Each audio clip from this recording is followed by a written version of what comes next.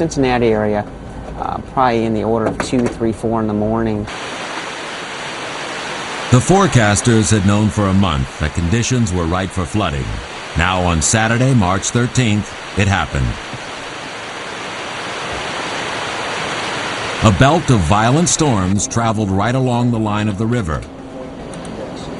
All the water they produced was caught in the same river basin. The forecasters could only watch as the water level began to rise.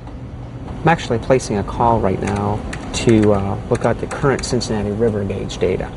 Basically, we're calling right into the river gauge.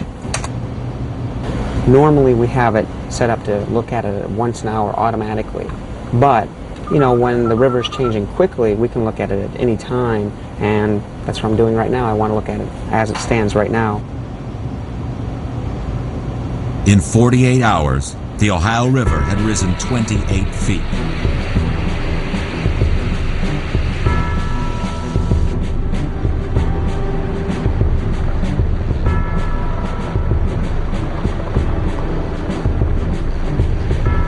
The Ohio is familiar with floods, and as a result is extremely well prepared.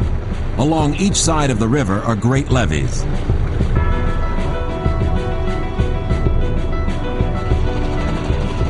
But the banks flooded, and the river continued to rise. We wound up by Monday figuring it was going to be probably a Wednesday evening crest, and at about 64.5 feet, and in reality it crested at around 64.7 feet Wednesday evening at about 7 p.m. So the forecasters gave 3 days warning. They got the timing and the height almost exactly right. Accurate forecasting is important because it can affect the fate of the riverside towns. Boat 76, we're clear about the only thing we can do is notify EPA. I don't think there's anything anybody can do at this time. This is New Richmond, just a few miles upriver from Cincinnati. Here there are no levees. Thanks to the forecast, the inhabitants of the town were evacuated before the flood struck.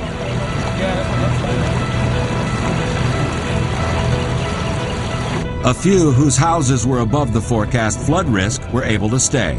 Pulled up on a house and heard a bunch of kittens meowing inside the house, so we stuck our head in a little tiny hole that was at top, and what I saw were two large cats and a box full of kittens that were forced to the roof by the water. Hi, yeah, I know. The floods at New Richmond lasted days.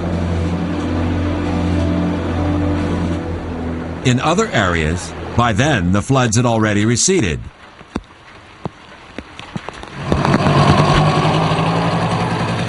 This is Falmouth, Kentucky. It's on the Licking River, the Ohio tributary where the heaviest rain fell. Here the flood was far worse. 90% of the population had to be evacuated, many of them in the middle of Saturday night.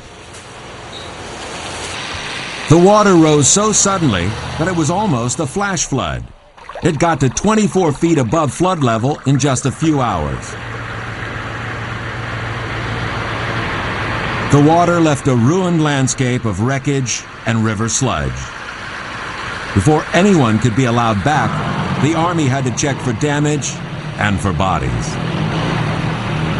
The only people that are authorized to be in the area is emergency personnel, the fire department, the police, people like that. And we're not letting anybody come in and check their houses because they haven't gone through to make sure that they're structurally safe yet.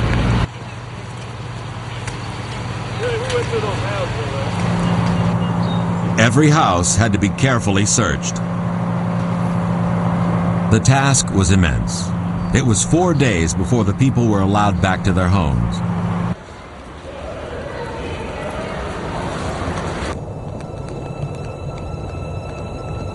While the Army surveyed the devastation left by the flood, the refugees could only wait anxiously and hope they could recover at least something from the ruins.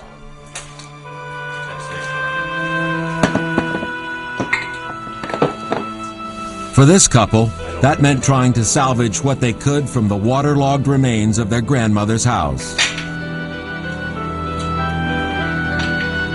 Every house in Falmouth had the same story to tell of devastation and destruction. In this one small town, 4 people died. And the flood affected dozens of towns. Its overall cost was about $300 million. It was the worst flood here for 30 years. 22 people died.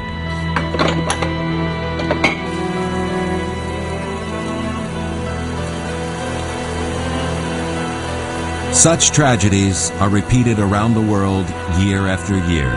In 1997, it was Poland's turn for disaster. The waters began to rise in mid-July and simply did not stop.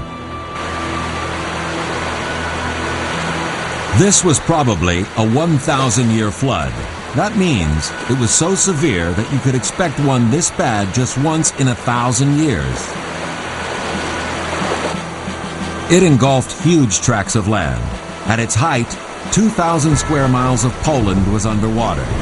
And the floods also extended into Austria, Germany, Slovakia, and the Czech Republic.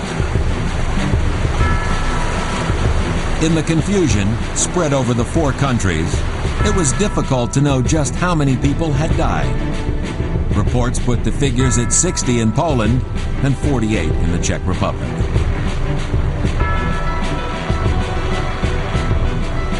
$80 helicopters and 45,000 troops helped with the rescue effort.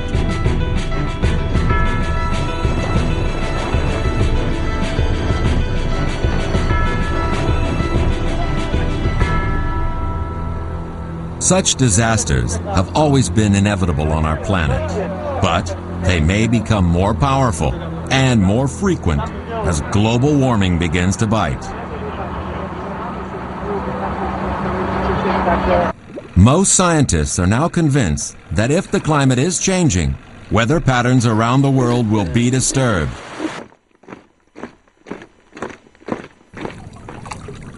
Floods may become more common, more savage, more unpredictable than ever before.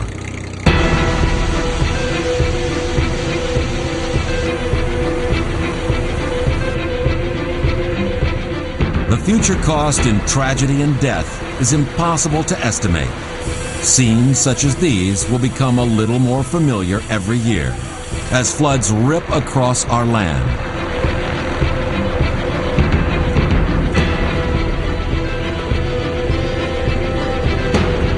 Around the world, sea levels will rise.